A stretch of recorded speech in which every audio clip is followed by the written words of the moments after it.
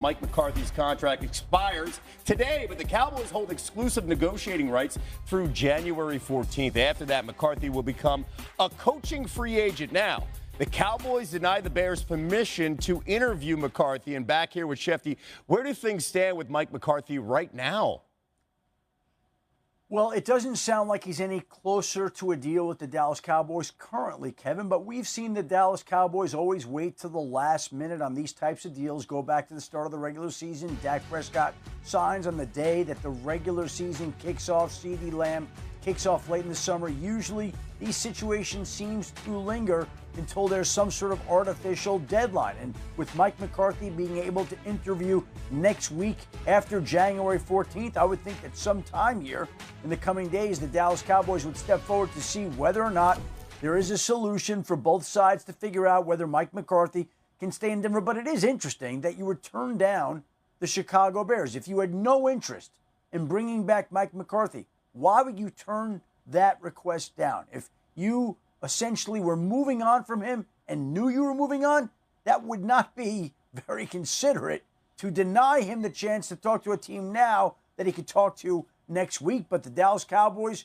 again, have not gotten a deal done with Mike McCarthy yet, and we'll see if there's a way the two sides can figure that out in the days to come before he's allowed to talk to other teams next week. And that deadline would be January 14th. Shefty, thank you so much. Now, McCarthy's tenure with the Cowboys has featured success against bad teams and struggles against good ones. Facing teams that finished the season 500 or better during his tenure, they're 19-27. Wow. Dallas 31-11 against teams under 500. They've averaged 6 more points per game. McCarthy's only playoff win with Dallas came against the 8-9 Bucks in the 2022 wild card round. He's 0-3 in the playoffs against teams with a winning record. Well, the numbers don't lie, Hawk. When you look at this, though, that's one storyline. I would not have expected that. Exactly, and that is one storyline. It's also how the Cowboys handle things, especially with quarterbacks and star players. How do you think they're handling this with the head coach? Horribly.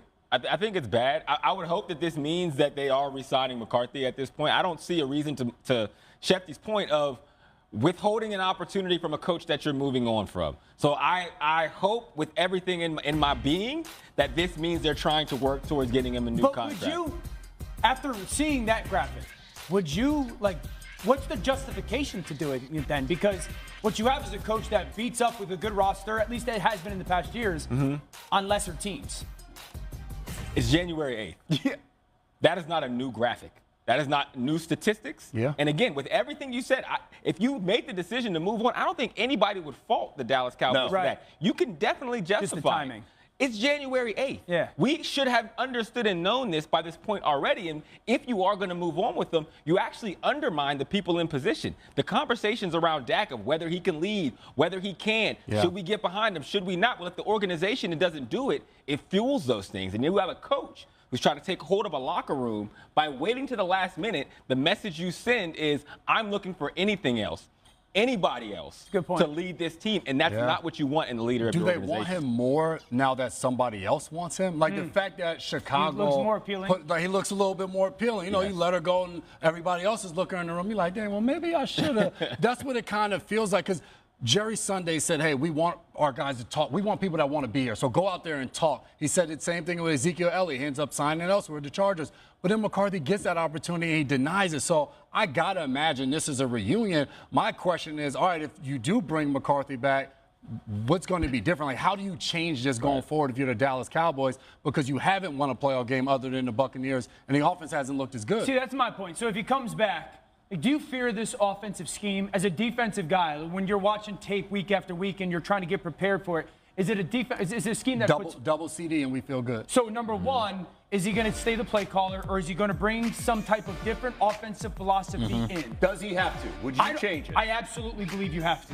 Do you think it's scheme, or do you think it was personnel? Because the year ago, this was a really good offense when he was calling plays. Yeah, I would say that the year ago when it was a really good offense, Dak played at an incredibly high level, and it had a little bit to do with that graphic. You know, they took advantage of some poor teams and defenses that they played against. That was actually 2 years in a row. Okay. So I believe this scheme in 2024 and beyond is way too execution-centric and not advantageous to your players. I think the second thing is you got to get somebody opposite CeeDee Yeah. Lamb. Like, if you think about it, Philly, they got 2 guys. Yep. The Rams, they got 2 guys. The Vikings, they got 2 guys. The Bucks, they got 2 guys. Like, everyone's got 2 guys. But especially if Dallas, you're relying on execution. Exactly. And so I think if you got to take a long, hard look at the scheme. You got to add somebody outside of CeeDee Lamb. Are they going to keep Mike Zimmer as the defensive coordinator? If so, can they keep Micah Parsons? And they got to retool the interior of their defense. So it's not like Mike McCarthy comes back and all of a sudden everything is solved and we're going to go to the Super Bowl. Yeah. That's what needs to change. They need to give him the opportunity or the organization to say, hey, let's supply the team with what it needs so we can get a fair look at what we have. But to your point where you said you're waiting to the last minute, if you're Mike McCarthy, is this the ideal situation to be in? Like, you come back as the coach, but just the way it all has transpired, they could have signed him to an extension last year. Yes. Throughout the course of this season, they could have said, you know what, this has been a tough season, Dak gets hurt, but McCarthy is still our guy. I was more intrigued with him in Chicago than I would be in Dallas. Yeah, Candidly, because I know he's developed quarterbacks. Yeah. Yes. Like I was the same a big way. thing for me with Caleb Williams is it's easy to just say an X's and O's guy. Mike McCarthy has developed quarterbacks, and I had value in that. And that simplicity of that offense actually helps Caleb because you have to get him within the confines And they got of the the people to do it. One thing remains the same, regardless.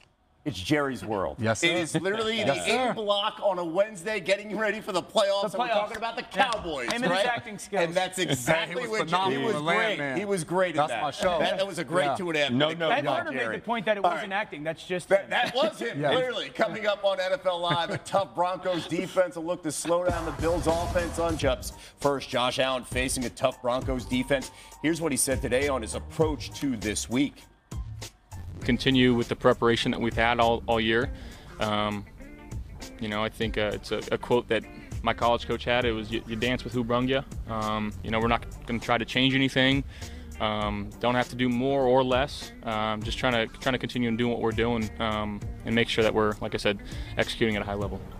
J-Mac, what do you expect from Allen in this matchup against the Broncos defense? Man, exactly what he just said. When you walk into the dance with the prettiest girl, you should dance with who you came with. And that's been this Buffalo Bills offense. The turnovers have been minimized. And I think on top of that, this offensive line, they've only given up 14 sacks. And that's the matchup I want to see because the Broncos on the other side lead the NFL with 63 sacks. I can see Josh Allen this weekend turning back a little bit that clock and using his legs and getting on the perimeter and making plays when the blitz and that pressure is coming. I can't wait to see the playoff form of Josh Allen this season. Let's go to Washington, another star quarterback facing a defense that is known for bringing pressure. That's Jaden Daniels against the Buccaneers. Here's what the Commanders rookie said about his first playoff game. A lot of people going to put a lot of emphasis on it because at this point it's really win or go home. And from there, it's like, okay, you got to go out there. Like the focus level might be a little bit more, but you got to stay who you are throughout the week, who you've been for these 17, 18 weeks, and go out there and just play ball. Daniels lost to the Bucs in his first regular season game. What are the keys for the Commanders' offense here? Well, one, be completion driven. You're going to get some perimeter completions out against the soft defense, but I would get McLaurin on McCollum as much as possible. I think that's advantage Washington. If you're going to get pressured, you got to take your shots down the field and make sure that Terry McLaurin gets those one-on-one matchups because he's way too good of a player in comparison to the matchup that would be against or with McCollum for them not to do that. The second thing is, I know everyone thinks like his legs are going to bail them out, and oftentimes they did in week one and have. This is the playoffs, though, and you got to be greased on it all the time because the game could come down to 1 or 2 third-down conversions. So while it's easy to say use your legs against the blitz, be ready for it from Todd Bowles and this defense and make sure when they bring it, you hurt them. All right, let's go to Houston here. How about the Texans? They limp into the playoffs, and they're the underdogs at home against the Chargers. D'Amico Ryans and C.J. Stroud on that topic. Everybody have an opinion about us one way or the other, but outside opinion really doesn't drive what we do here internally. We have faith in what we can do and know that we're motivated to play. I kind of like being underdog. I've been an underdog a lot of my life and my career, so it's actually comfortable for me. So, but yeah, I don't really think too much about it. Hawk, what do the Texans need to do to win this one? They need to put it all together. Look, use it as motivation. use it as bulletin board material. You can use it as a bag of magic beans for all I care. But the reality is the outside noise comes as a result of what you've put on tape in the first 17 games of the regular season. But the reality is you are here, you are at home. Yes, you're underdogs, but it's a 4-game season now. Time to put it all together, correct the mistakes, and try to continue on for a quest for a Lombardi. Protect the quarterback, right? Week 13 was the last time the Texans had a receiver over 100 yards. So that offense